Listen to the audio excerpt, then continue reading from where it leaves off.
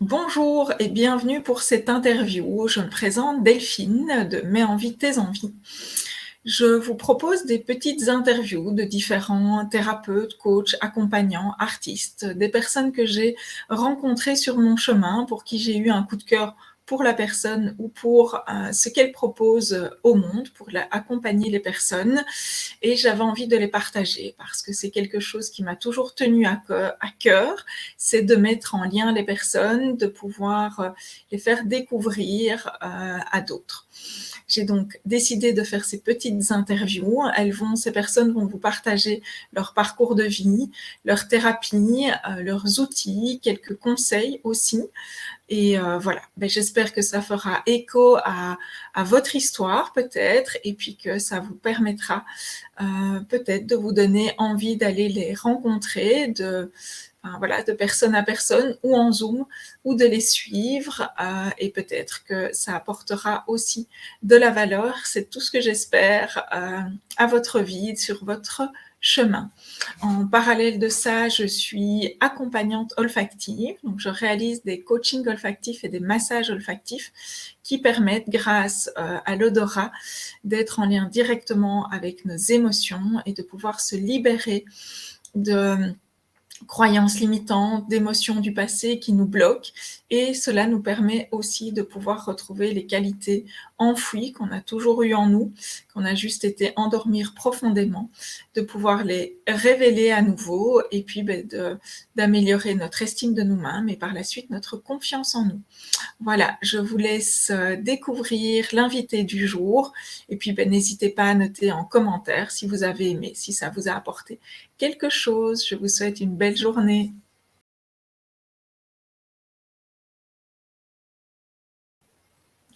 Bonjour Thérèse-Marie Rossi. Alors, bienvenue pour cette interview découverte. Alors, ton prénom Thérèse-Marie, et puis pour plus de facilité, je vais te laisser te présenter et nous expliquer qu'est-ce que tu fais. Alors, bonjour à tous. Je suis Thérèse-Marie Rossi, je suis artiste multipalette et enseignante. J'ai plusieurs casquettes. Et voilà, je peins, j'illustre, je dessine pour les personnes désireuses d'avoir recours à mes services. J'anime des ateliers autour de la peinture, de la créativité, du dessin. Et je donne cours à des adolescents en école secondaire, en section artistique depuis 15 ans. Voilà. C'est pas mal. Alors, donc ça c'est la petite présentation, la petite intro. Alors moi, pour les personnes qui vont regarder, écouter cette interview, je fais une petite question, une petite anecdote surprise en fait, pour que voilà, ils apprennent et puissent aussi savoir comment on s'est rencontrés. Et donc, j'ai ma petite anecdote pour ça. Donc, nous, on s'est rencontrés à Madame Profit, qui est l'événement bien-être pour les femmes. Et tu avais ton atelier de couleurs et moi, mon atelier olfactif. Et puis, tu es venu tirer les olfactifs chez moi. Et tu as tiré une petite carte d'oracle, puisque je travaille avec des oracles. Et cette petite anecdote m'a toujours épatée, je la garde toujours en souvenir parce qu'elle était assez éblouissante. Et donc, pour montrer aux personnes, c'était cet oracle-ci. Et tu tires une carte. Et là, je vois ta tête, tes yeux qui s'agrandissent et qui me disent « Mais c'est juste waouh, il faut que j'aille te chercher le dessin que j'ai fait intuitivement ce matin. » Et donc, je vais montrer juste ceci. Et donc, en fait, Thérèse avait sorti cette carte-là.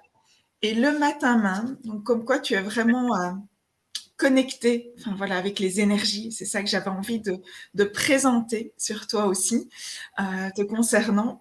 Tu avais dessiné aussi une femme avec les mêmes, les mêmes cheveux, les mêmes spirales, vraiment dans le style Klimt. Et c'était, voilà, juste pour moi éblouissant de synchronicité. Et donc voilà, et je trouvais ça important pour moi en tout cas d'en parler, parce que comme je l'ai dit, c'est vraiment montrer cette relation que tu as avec les énergies dont on n'est pas toujours conscient et que tu écoutes vraiment ben voilà, l'énergie du moment. Et donc, c'était juste, voilà, j'avais envie de le partager. Oui, tout à fait, c'était extraordinaire. Mm. Et comme tu dis si bien, ben, on avait déjà partagé une journée sur Madame Profite. Et j'étais revenue chargée des émotions de toutes ces dames qui s'étaient assises à ma table. Mm. On avait échangé, etc. Et je suis retournée chez moi en ayant, je sais pas, le cœur lourd de leur fardeau. Et, euh, et le lendemain matin, je me suis assise à ma table, comme souvent le matin. Et voilà, j'ai dessiné dans mon carnet, tout à fait, une femme de profil avec des longs cheveux et dont il y avait des spirales dans les cheveux. Et effectivement, quand j'ai sorti cette carte, là j'ai fait, comment dire. Voilà, donc ma petite voix avait parlé pour moi en quelque sorte. Ouais, c'est vraiment ça. Ouais. Voilà, ça c'était le petit moment, voilà, énergie, magie, que j'aime bien, que j'adore dans ma vie. Alors, ce que tu pratiques, est-ce que tu le pratiques en temps plein, en complémentaire? Enfin, comment ça se passe au niveau timing pour toi, ces différentes activités? Alors ça fait 8 ans après l'arrivée de ma deuxième petite fille que j'ai décidé de me mettre en complémentaire parce que bah voilà, j'ai donné cours à mes élèves et moi, mon envie première a toujours été de peindre et de dessiner. J'ai fait en peinture, j'ai une licence en peinture. Et je me sentais un peu frustrée de les voir dessiner et moi de ne pas trouver le temps toujours. Enfin, si je le faisais le soir ou le week-end, parce que j'ai jamais vraiment arrêté. Et voilà. Et là, j'ai dit, bah, j'ai décidé de prendre un mi-temps, voir si je pouvais travailler seule dans mon atelier et voir bah, ce que la vie allait mettre sur mon chemin et voir si ça allait fonctionner ou pas. Voilà. C'est bien. Donc, tu fais toujours prof mi-temps alors? Oui, oui. Et tout ce qui est art, tu fais ça À côté. à côté, quoi, l'autre mi-temps. Voilà, voilà. Et comme je dis toujours, j'ai pas pris un mi-temps parce que j'aimais pas mon métier de prof, que du contraire. Je suis vraiment une passionnée quand je suis dans ma classe, c'est quelque chose que j'aime bien, surtout la transmission et les échanges humains. Et donc voilà, et c'est pour moi pour l'instant, c'est un très bon équilibre d'être la moitié du temps seule dans mon atelier parce que je suis quelqu'un d'hypersensible et j'ai besoin de ces moments d'introspection, de silence et de retour, de toucher la matière peinture, dessin. C'est quelque chose qui m'est vraiment personnel.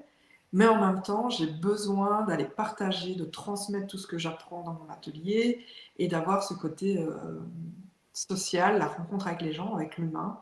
Et d'ailleurs, cette rencontre avec les gens, enfin avec les personnes et l'humain, ça a toujours nourri mon travail artistique. Voilà. Et donc l'un ne va pas sans l'autre. Non, l'un ne va vraiment pas sans l'autre et c'est important. Et quand on est hypersensible, c'est encore plus important de pouvoir relier les deux. Ouais. Donc, alors, tu me disais que c'est après la naissance de ta deuxième fille, c'est ça que tu as commencé. Mais qu'est-ce qui t'a amené, enfin, à la peinture, au dessin, dans tes souvenirs, enfin, les plus lointains, qu'est-ce qui t'a amené jusque-là, en fait, qui t'a amené à ça? Alors, bah, évidemment, je dessine depuis que je suis petite, c'est la phrase cliché, mais c'est vrai. Je ne sais pas si c'est plus qu'une autre, parce que tout enfant est le Ouais. premier moyen de communication. Mais voilà, je me souviens avoir vu la cousine de mon père, qui était beaucoup plus jeune que lui, dessiner, être à l'école d'art, voir toutes ces boîtes de crayons couleur super bien rangées. Et ça m'a toujours beaucoup inspirée. Et puis, voilà, au fur et à mesure, j'ai acheté un premier magazine. À l'époque, on faisait des magazines chaque semaine, apprendre à dessiner. Et j'ai commencé tout ça toute seule. J'ai fait des petites BD, je rêvais de faire du stylisme, d'écrire. Voilà, et puis donc je dessinais à mes heures perdues ou quand j'avais envie, vraiment dans le jeu. Et le fait de dessiner, je m'inventais des vies aussi. Un jour, j'étais styliste, un jour, je faisais de la BD, un jour, je faisais de la peinture sur mon chevalet. Et oui, ce que j'aimais bien, c'était endosser tous ces petits rôles différents aussi. Et donc, ça a toujours fait partie de toi, le dessin. Oui. Donc, et quel a été ton parcours au niveau études c'est bon, faire l'art, c'est pas toujours bien vu dans certaines familles. Enfin, je ne sais pas toi si ça s'est bien passé, mais c'est pas un vrai métier. Enfin, à notre époque, c'est ce qu'on disait. Je pense qu'on le dit encore actuellement. Est-ce que tu as fait un parcours directement artistique au niveau études ou tu as choisi un type d'études plus mentales, on va dire, et puis tu as changé? Quel a Alors, été au tout début, jusqu'en 4e secondaire, j'étais en études générales. Et puis, ça traînait dans un coin de ma tête. Je passais toujours devant l'école dans laquelle j'enseigne d'ailleurs, en disant, waouh, eux, ils ont une section artistique et je rêvais de cette section. Et puis, en fin de 4e secondaire, j'ai demandé à mes parents si je pouvais changer d'école. Et voilà, ils m'ont dit oui parce qu'ils me voyaient déjà beaucoup dessiner. Ils ont toujours été très ouverts, ils m'ont toujours soutenue. Ma maman a ce côté fort artistique, mes tantes aussi. Et donc, j'ai jamais à aucun moment senti un frein de leur part, que du contraire. Pour eux, on devait juste trouver notre chemin, notre voie. Et tant que c'était là où on se plaisait, ils faisaient confiance à la vie. Alors, il faut savoir qu'on est 5 à la maison, j'ai 2 sœurs, et on a tous des métiers manuels. Et voilà, on a tous été poussés, en tout cas dans notre mission par nos parents. Et donc après, j'ai fait ma 5e, 6e secondaire en section artistique, là où j'enseigne actuellement, dans les classes où je suis. J'ai remplacé mes anciens professeurs. C'est bien ça. Secondaire, j'avais calculé combien de temps il restait à une prof pour sa retraite, si j'avais le temps de faire après mes 5 ans en école supérieure artistique. Et puis j'ai été faire mes stages là-bas. Et puis j'ai été engagée tout de suite. Et puis voilà, j'ai remplacé les profs. Et donc mes élèves sont toujours sur les mêmes bancs dans lesquels moi j'étais. Je donne les cours que j'ai suivis à l'époque. Donc voilà, c'est vraiment toujours très très bien mis. Puis j'ai fait, après mes secondaires, l'académie, 5 ans en peinture. Et là, de nouveau, je voulais les plus grandes études qui puissent exister en artistique. Et je ne me posais pas la question, tiens, qu'est-ce que j'allais faire plus tard? Je me disais, je sais que je dois aller par là, ça c'est sûr et certain. Je vais faire confiance, on verra bien où ça me mène. Alors en même temps, j'étais animatrice au patro et formatrice pour les brevets d'animateurs. Okay. Et l'un dans l'autre, c'est quelque chose que j'aimais beaucoup, animer et former les jeunes à devenir des animateurs. Et donc après mes 5 ans, je me suis dit, voilà, je vais faire l'agrégation. Je pense que c'est un bon mélange des deux. Et puis tout s'est très vite enchaîné et j'ai trouvé ma place là où je suis maintenant. Et où tu es bien. Voilà, tout à fait. Alors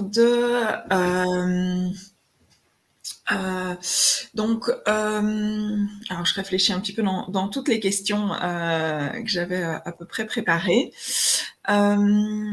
Donc tu ne fais pas de l'art-thérapie, comme tu me dis, Oui.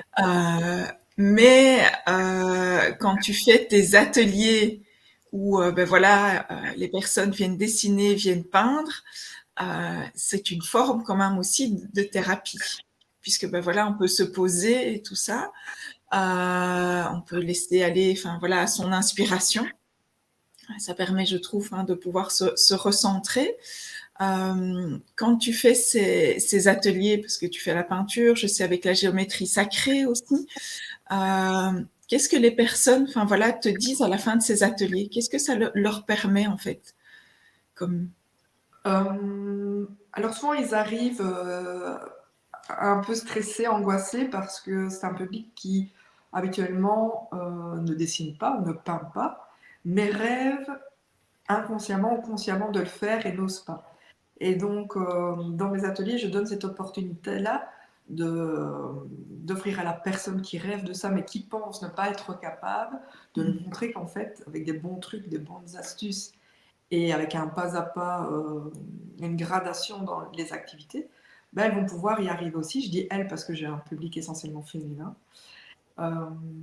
Et donc après chaque atelier, elles sont là en disant « Wow, c'était génial, je me suis amusée ». Donc ça, c'est déjà le premier mot d'enseignement, on s'amuse. Ah, ben, elles ont retrouvé un côté un peu de confiance en elles parce qu'elles remarquent qu'elles sont capables de réaliser quelque chose, de sortir quelque chose de leurs mains et qu'elles ont pris plaisir à faire l'activité. Et ça, j'insiste toujours, le but, c'est pas tellement d'accrocher son dessin au mur quand on rentre, même si je fais en sorte pour qu'elles repartent à chaque fois avec un truc fini et qu'elles soient contentes d'elles, mais c'est surtout de s'amuser pendant ce moment-là. Et en fait, comme je disais tout à l'heure, c'est retrouver en fait ces joies d'enfant qu'on a tous eu à un moment, c'est de s'asseoir, sortir sa boîte de pastels, de crayons, de marqueurs, et de pas penser au résultat, mais juste être dans le faire. Et c'est là où ça devient, entre guillemets, thérapeutique, c'est que ça fait du bien, ça rebooste la joie, ça rebooste la confiance en soi. Alors en plus, on est en groupe, donc le fait d'être en groupe, ben, on partage, soit des bouts de notre histoire, on partage nos frustrations au départ. Moi, je ne vais pas pouvoir faire ça, je suis trop nulle, je ne sais pas dessiner. Et au fur et à mesure, j'arrive et je leur ramène des petits trucs, je viens les conseiller individuellement. En sentant bien leur personnalité aussi, parce que bah, dans un dessin, quand je propose quelques consignes ou un sujet, bah, elles ne vont pas avoir tous le même dessin, que du contraire. Et donc ça, j'aime bien aussi, c'est de leur dire, bah, voilà, moi je vous donne un cadre, des consignes, parce que ça va stimuler votre créativité, mais après, j'ai pas d'attente. Et c'est ça qui est magique, c'est que je vais voir en fonction des personnalités de chacun, ce qu'elles vont ressortir de la séance. Et moi, j'amène le côté technique parce que je leur apprends les côtés techniques de la peinture, du dessin, du collage. Voilà. Alors, je leur promets pas de savoir dessiner un portrait comme on peut voir parce que j'ai 4 heures, soit dans un atelier ponctuel ou j'ai 4 heures tous les mois. Et donc, voilà, je ne promets pas d'inventer la lune, mais juste qu'elles puissent retoucher à ce plaisir de, de cette activité artistique que finalement on met de côté parce qu'on pense ne pas être capable ou on n'ose pas. Voilà, avec des choses simples. Voilà, alors moi j'aime bien amener beaucoup de matériel parce que le fait d'avoir beaucoup de matériel devant soi, ben on chipote, on se dit ah bah oui, je pensais pas utiliser ça, utiliser ça, etc. Et donc c'est aussi 4 heures dans une bulle, dans un groupe où l'ambiance est vraiment à ça. Et 4 heures où on déconnecte de sa vie pour juste se concentrer sur ça, mais pas devoir trop penser parce que c'est moi qui mène la barque. Ouais. Donc elles ont juste à suivre et à se faire plaisir.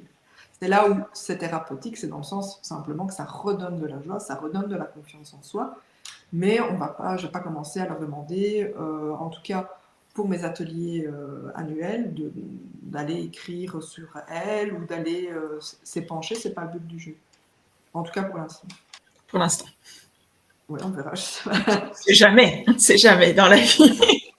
Et voilà, c'est vraiment d'être dans le moment, juste d'être dans le moment, de profiter et puis de voir ce qui vient en fait lors de tes ateliers.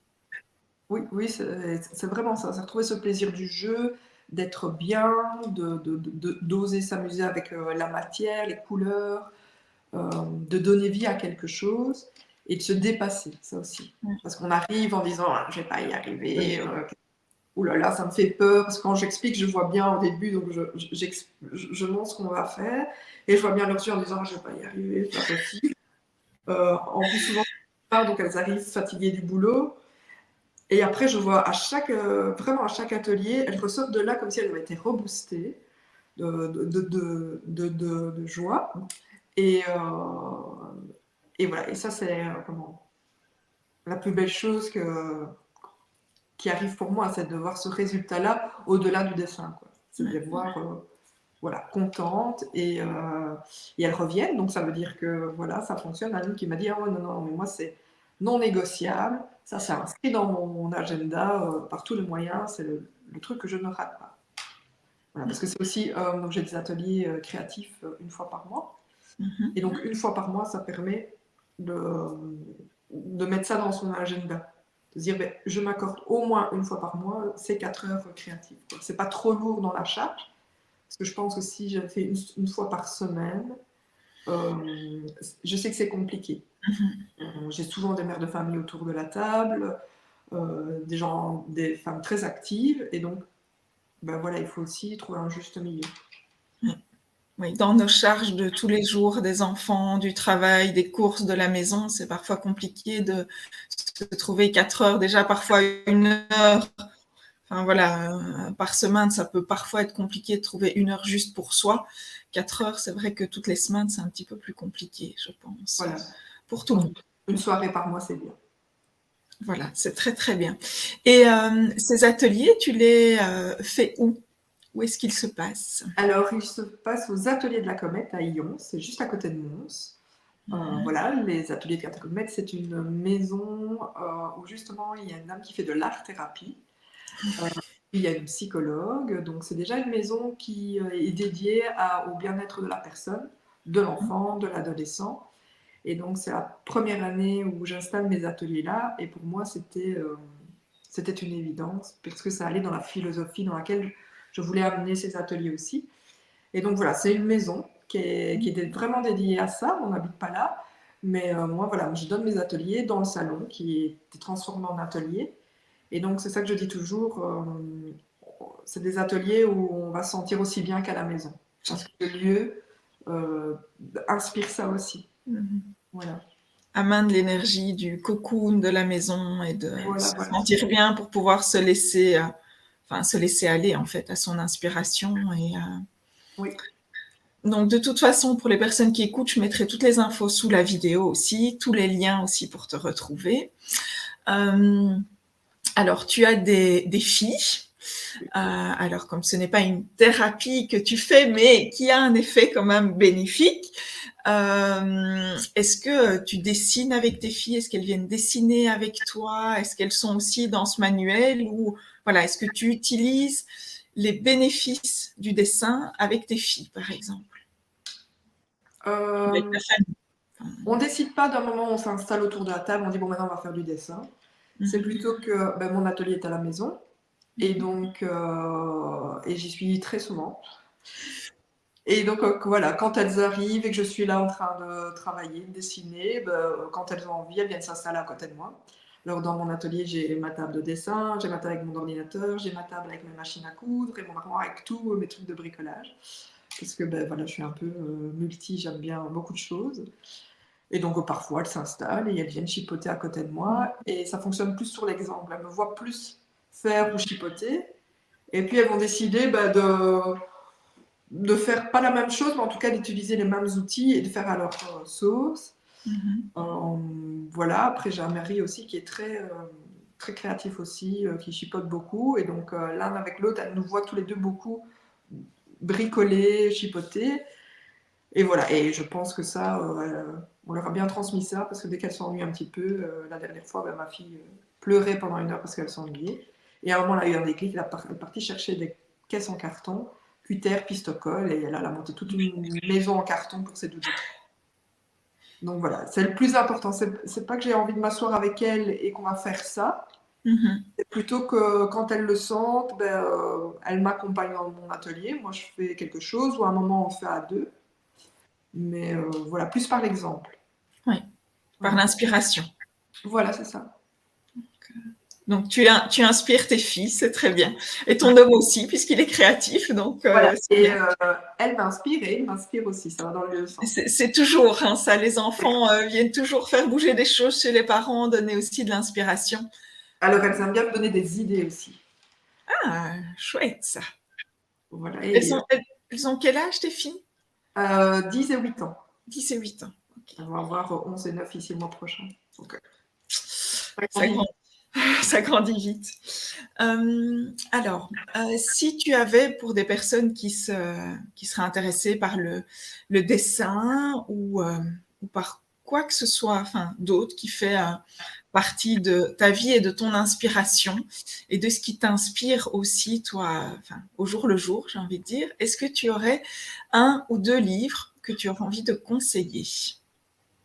alors, un livre que j'ai beaucoup aimé, qui m'a beaucoup inspiré, me donner un peu l'élan d'y croire, de continuer sur ma route en tant qu'artiste, en tant qu'entrepreneuse aussi. C'est Comme par magie de Julia Cameron. Ok. Et Tout est possible de Marie Forleo. Ok. Voilà. C'est des livres qui donnent l'élan à la création et à qui on est et à le partager aux autres.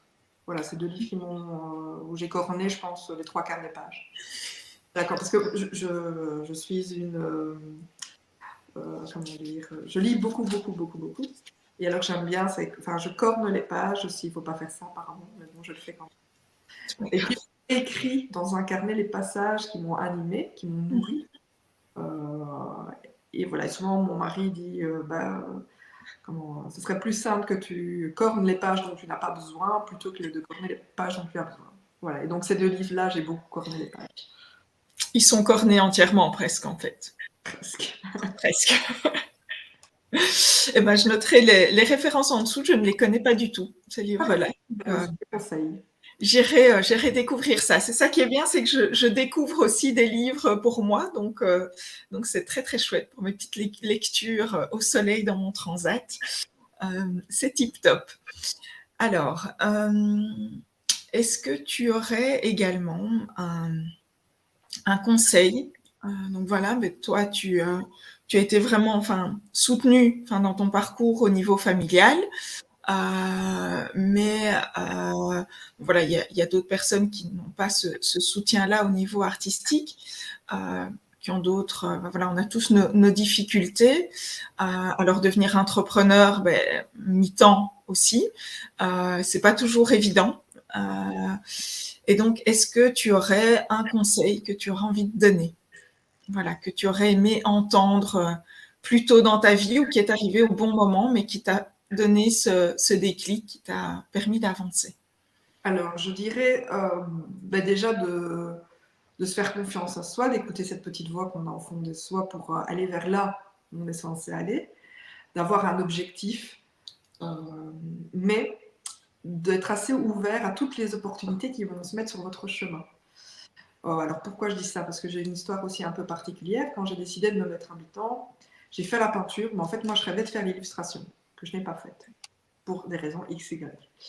Et puis ça fait maintenant 12 ans que je rêve de faire des livres pour enfants.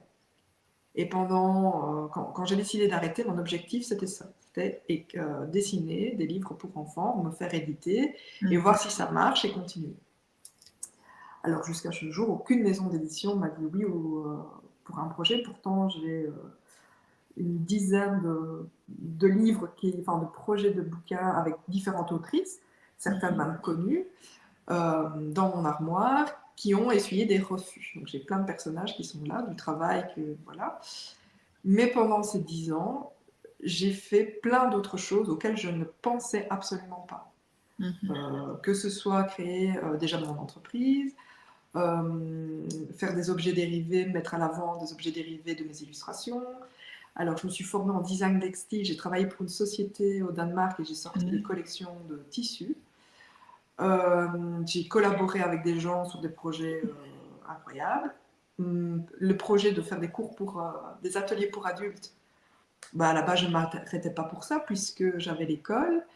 Et tous les nouveaux ateliers qui sont en chemin pour l'instant, que ce soit le rituel art méditatif ou le couleur boost, tout ça, je ne pas au tout départ. Moi, c'était illustrer des Alors, livres. on a un petit bug vidéo. Ça fait partie du... ta vidéo s'est coupée. Ah, voilà, te revoilà. Ah, voilà. On a eu un petit bug, c'est pas grave. Je pense qu'on va quand même continuer à t'entendre, mais il y aura un petit bug, c'est pas très grave. Voilà, donc je ne sais pas si je recommence ou pas, non, ça va. Je pense que ça va aller, sinon continue, voilà. Et donc voilà, ce qui est très beau, c'est que justement, oui, j'ai eu des refus à encaisser, des projets, et ça, je ne m'en cache jamais. J'ai des projets qu'on lance ou avec d'autres collaborations, on essaye de voir si ça fonctionne, et ça ne fonctionne pas toujours. Et ça, il faut le dire aussi. Et donc, parce que ce qu'on voit aussi sur les réseaux, ce qu'on partage, c'est toujours des choses qui fonctionnent, mais à côté de ça, il y a d'autres choses qui prennent pas vie. Et en fait, au tout début, c'était très frustrant parce que de recevoir des mails en disant non, votre projet ne correspond pas, votre projet ne correspond pas, on se remet en question, on se dit quoi, c'est moi qui suis nulle, ça ne va pas. Voilà, et au fur et à mesure, peut-être que c'est pas par là que je dois aller, ou en tout cas de cette manière-là, et que je dois le faire autrement. Donc, voilà. Et c'est ça que j'ai envie de dire. Et il y a un objectif quand même, vous allez sentir là où ce qui vous anime, mais en même temps, laissez-vous porter parce que la vie va vous mettre sur votre chemin, parce que, voilà, elle vous met là où vous avez besoin d'aller. Ouais. C'est comme dans l'interview avec Audrey où on parlait de cadeaux mal emballés. Là, on parlait par rapport au burn-out où, voilà, dans la vie, il y a des choses qui nous arrivent, qui ne sont pas bien emballées du tout, qui ne correspondent pas à ce qu'on a envie, à nos objectifs ou à nos désirs plutôt. Et puis, au final, voilà, le chemin peut être très magnifique aussi et ça peut amener tout à fait des autres surprises. Voilà. Un non est souvent une opportunité, ou une nouvelle porte ouverte. Ça permet aussi en tout cas pour ma part, ça m'a permis aussi d'essayer d'aller encore plus loin, de faire toujours mieux, de me dépasser plutôt. Ouais. Voilà, plutôt que de laisser tomber les bras et de me dire moi je suis bonne à rien, voilà, en fait je suis peut-être pas fait pour ça. C'était au contraire me retrousser les manches en disant bon, alors on va faire autrement. Comment est-ce que je peux faire ça autrement? Comment je peux amener ça autrement? Est-ce que c'est comme ça que je vais l'amener? Ou est-ce que je vais changer de point de vue et en faire autre chose? Et voilà, l'idée c'est toujours de tester, de ne pas avoir peur de tester son idée. Et puis si ça ne fonctionne pas, si ça fonctionne, tant mieux. Si ça ne fonctionne pas, réajuster et puis ou rechanger de chemin. Mais c'est toujours des apprentissages. C'est des expériences en fait. Voilà, tout à fait. Il y a des grandes stars de cinéma qui ont été refusées des dizaines et des dizaines et des dizaines de fois et qui maintenant sont dans le Hall of Fame. Ils ont leur étoile sur le sol et donc voilà, c'est pas toujours comme on l'a pensé, oui. Mais c'est pas plus mal en fait parce que ça nous permet d'avoir d'autres visions, d'autres choses. Et c'est vrai qu'il faut toujours rester ouvert aux opportunités. Je ne pensais pas un jour faire des interviews, tu vois. Tu es ma deuxième interview, donc voilà, suivre le flux de la vie en fait. C'est vraiment ça. Et se dire ok, on verra bien qu'est-ce qui peut arriver de positif. Voilà. C'est un très beau conseil. Oui, voilà, c'était voilà, un non peut être une opportunité et toujours y croire. Voilà, c'est comme ça qu'on avance. Ouais. Un pas à la fois. Voilà. Être patient, il faut être patient. Oui, il faut être patient. C'est pas toujours évident certains jours, mais... On est bien d'accord, alors je ne veux pas cacher combien de fois j'ai pas pleuré en disant je vais tout arrêter, à quoi bon, voilà, je reprendrai mon temps plein, la vie serait plus facile, je ne vais pas me tracasser de tout ça, j'aurai mon salaire tous les mois correctement, et puis voilà. Et puis, non, je ne serai pas parce que il y a tellement de choses à mettre en place, des idées à mettre à jour que... Enfin, pour moi, c'est ça qui me stimule aussi, c'est trouver des nouvelles idées, mettre en place, partager autre chose. Et en fait, le fait de ne pas connaître dans 10 ans vers quoi je vais aller, ou en tout cas ce que ce sera, alors on dit toujours qu'il faut une vision dans 10 ans, 15 ans du projet qu'on veut. Et ça, c'est une chose que j'ai difficile de faire parce que je laisse la vie me mettre des opportunités sur mon chemin. Quoi. Voilà. Même si j'ai quelques rêves en tête quand même. Voilà. Je ne les perds pas de vue, mais voilà. C'est important d'avoir quelques rêves, mais de ne pas s'accrocher qu'à ces rêves-là non plus. Il faut les laisser là, les garder, les voir comme objectif, et voir, après le chemin, ton objectif est là, ton chemin ne va pas être tout droit, et donc ça va peut-être faire comme ça. Ouais. Tu y arriveras de toute façon. Donc, oui, voilà. Ou autrement, et peut-être mieux, ou différemment, mais voilà. Ça sera ce qu'il me faudra à ce moment-là. Ouais, c'est vraiment ça. Alors, je voudrais... donc, est-ce que tu as encore des événements ici de prévus, bientôt, où on peut venir te découvrir, te rencontrer? Alors, j'ai toujours mes ateliers, donc ça s'appelle les ateliers Créativité, qui se déroulent une fois par mois aux ateliers de la Comète. Et là, on s'inscrit au mois, en fait. Donc, c'est pas à l'année. Okay. Et donc, j'ai un groupe le mardi et un groupe le jeudi. Et c'est souvent fin du mois. On peut retrouver toutes les informations sur mon site internet. Alors, j'ai des ateliers ponctuels autour de la peinture, méditation et géométrie sacrée et de l'énergie des couleurs. Alors ça, j'ai pas de nouvelles dates déjà inscrites au calendrier, mais à mon avis, il y a une journée qui va vite être programmée. Voilà, parce que c'est des chouettes ateliers, des chouettes moments aussi. Je serai à Madame Profite le 1er et 2 avril, comme l'an passé, où j'animerai un petit atelier autour des couleurs et de leur énergie. Voilà, voilà. Pour l'instant, c'est ça qui vient. C'est déjà pas mal, hein, c'est déjà pas mal. Voilà, sinon je reste accessible aussi pour d'autres services d'illustration, de dessin ou pour les mantras visuels. Voilà, je fais des portraits, je travaille pour les entreprises et voilà. Et j'ai un autre service qui me tient beaucoup à cœur, c'est le mantra visuel. Ouais. Et qui est vraiment magnifique. Voilà, donc je propose aux gens qui suivent des thérapies ou ils utilisent la visualisation, que ce soit en EFT, en hypnose, voilà, en différentes thérapies, de redessiner l'image qui vont ancrer l'image positive de fin de parcours, qui vont ancrer en eux pour se sentir libérés, ou en tout cas pour se souvenir du nœud qu'ils ont dénoué. Donc je me propose de redessiner ça, de l'imprimer pour que la personne ait sa victoire dessinée sous les yeux, pour pas qu'elle oublie toutes les victoires qu'elle a, qu'elle a réussi sur son chemin. Et souvent, on va retenir ce qui a plus vite mal fonctionné que ce qu'on a réussi à faire. Et donc le fait de transformer cette visualisation qui est vraiment très personnelle, ça peut être des lieux ressources, ça peut être une image qui vous a vraiment libéré. Et voilà, le fait de la voir visuellement chez vous, déjà vous vous en rappelez, et donc vous vous accrochez à cette victoire. Allez, n'oublie pas ça, et ça vient rebooster aussi ce que la personne a réalisé comme défi, quoi. Ouais. Et puis tu fais des logos aussi, enfin des logos, alors pas dans le sens du logo simple dessin, enfin simple design, mais je vais te laisser expliquer en fait ce que tu fais, ce sera mieux. Alors je fais des portraits d'entrepreneurs. Voilà. Je me propose de illustrer en portrait l'entrepreneur avec ses attributs. Voilà, et ça peut être comme ça, vous pouvez l'utiliser dans vos visuels, dans vos présentations de flyers. Voilà, ça me personnalise un petit peu plus. Alors je sais que parfois, il y en a qui ont un peu peur de passer devant un appareil photo parce qu'on sait que l'image, rendre son service humain, c'est important. Alors, voilà, c'est une étape avant l'appareil photo, on va dire. Voilà, je n'ose pas encore me montrer, mais j'ai envie de représenter mon métier et d'avoir un visuel.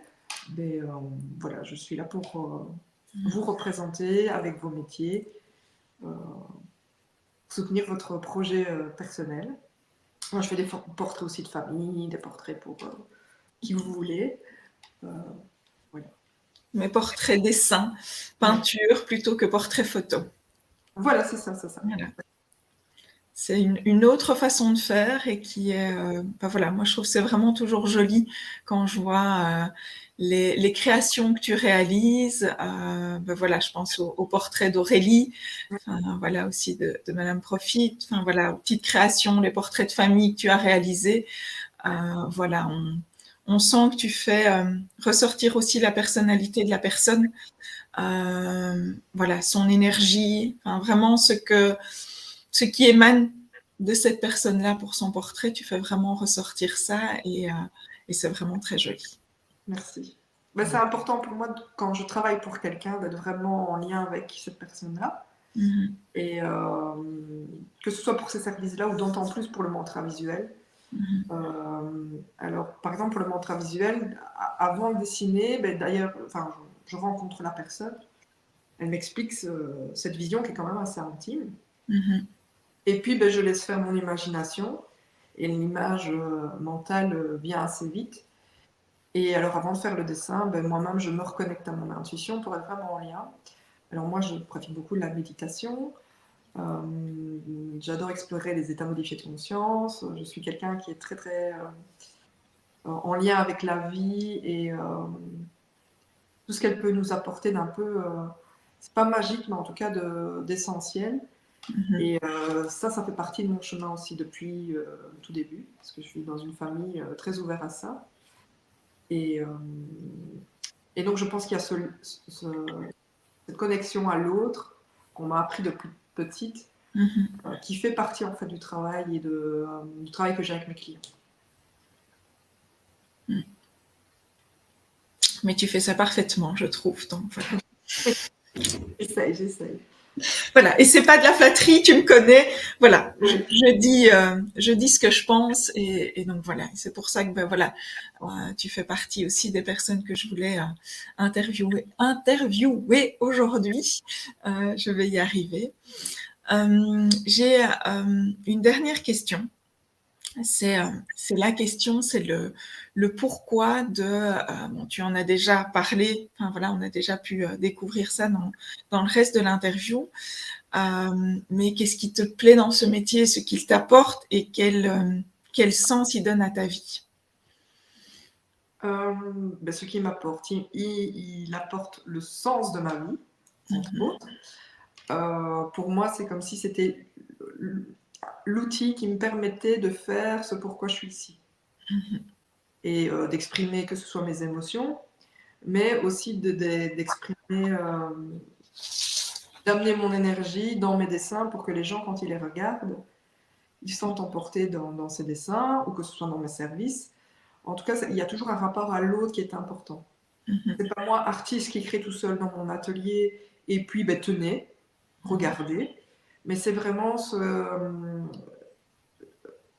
c'est la transmission pour moi qui est importante, alors que ce soit une transmission d'énergie, une transmission de service, une transmission de savoir ou d'expertise, parce que c'est un peu tout ça mes métiers multipalettes.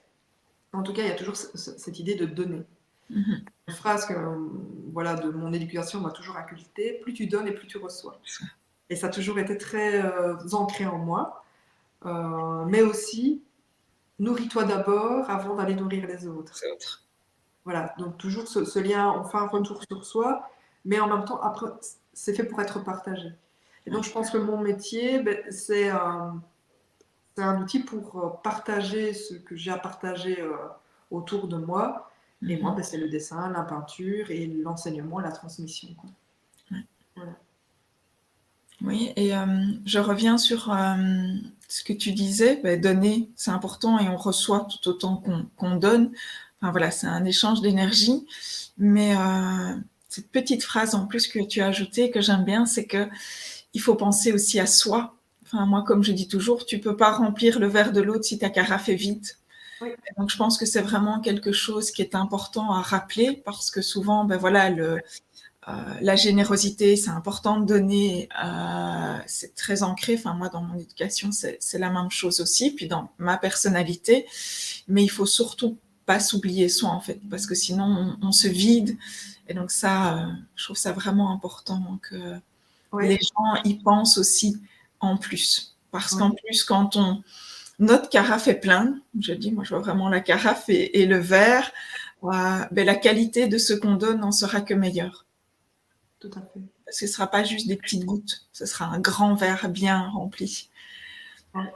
Et une anecdote par rapport à ça, mes ateliers pour adultes, elle me dit toujours: qu'est-ce qu'on va faire la semaine prochaine? Alors je lui dis: écoutez, pendant l'année.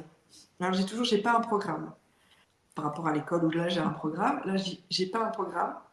Je m'amuse d'abord dans mon atelier, et quand je me suis amusée, je reviens vers vous. Mais il faut d'abord que je m'amuse moi, pour que ça vous amuse vous. Et donc, pas que c'est de l'improvisation, mais et donc j'invente mes ateliers en fonction de moi, ce que j'ai envie à ce moment-là, ce qui me fait plaisir. Et si ça m'a mis en joie, si ça m'a fait plaisir, alors je vais vous le transmettre avec cette même énergie. Mais d'abord, hop, voilà, je fais cette énergie. Les ateliers rituels art méditatif avec la géométrie sacrée ou couleur boost, c'est pas des ateliers que j'ai pondus en me disant: ah tiens, ça a l'air à la mode, je vais faire ces ateliers-là. C'est d'abord parce que ça a été un moyen pour moi d'aller dénouer certains nœuds, que c'est venu sur mon chemin, ça m'a d'abord questionné. que j'ai cherché des réponses, ça m'a aidé dans mon atelier personnellement.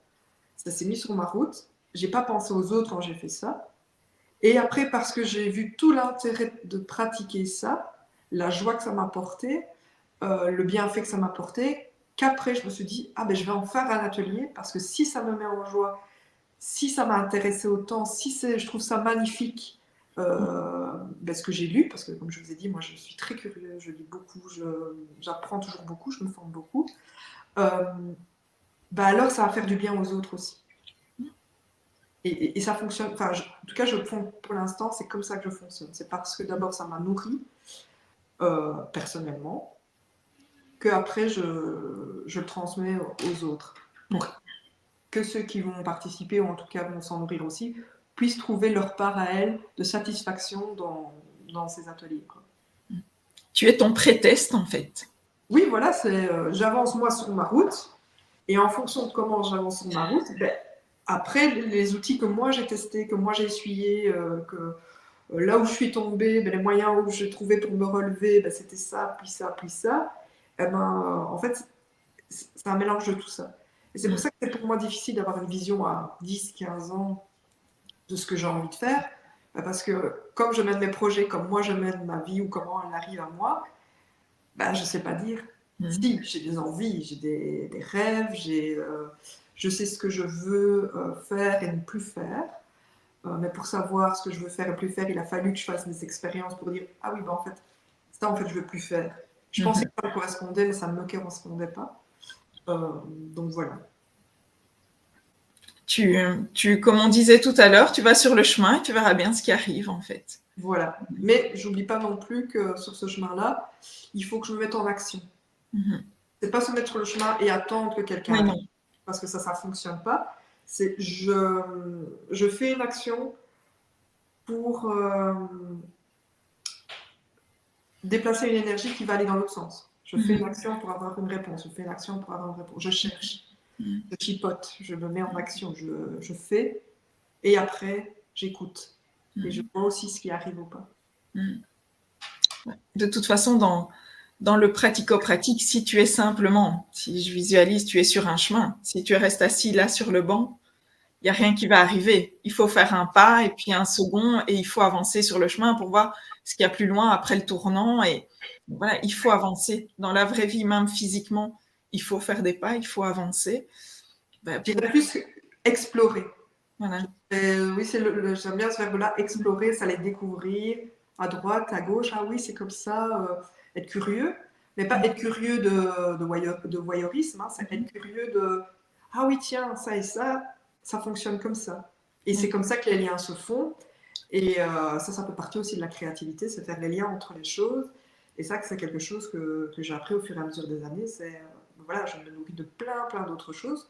On pourrait croire aussi que mon art se nourrit que d'art, alors qu'en fait non. Mon art se nourrit de la vie tout autour de moi qui n'est pas forcément de l'art. Les personnes que je vais rencontrer, les sujets qui m'intéressent qui ne sont pas de l'art à la base, les interrogations sur la vie que je vais me poser, tout ça va nourrir mon art. Et puis ce que je propose aux autres. Eh bien, quelle belle présentation de ce que tu fais, Thérèse-Marie. Est-ce que tu as quelque chose que tu auras envie encore d'ajouter, de dire? Moi, je vais mettre tous les liens, en tout cas, sous la vidéo, de ton site internet, de tes pages, comment te contacter. Et voilà. Est-ce que tu as envie de rajouter quelque chose, de partager quelque chose? Déjà, merci de nous avoir écoutés jusqu'au bout. Hein. Ça, c'est déjà très gentil. Et j'aurais envie de dire, si toi qui nous regardes, tu as cette sensation-là aussi que tu aimerais bien essayer de dessiner et peindre, mais que tu ne te l'autorises pas, sache que quand tu étais enfant, tu ne te posais pas la question et qu'il y a personne qui décide pour toi si oui ou non tu peux le faire ou pas, à part toi-même, et que c'est une activité artistique assez accessible et que voilà, te mets pas des barrières, ça sert à rien, prends juste du plaisir, même si ça ressemble à rien, c'est pas grave. Tu n'auras pas perdu ton temps. Merci pour ce partage, en tout cas.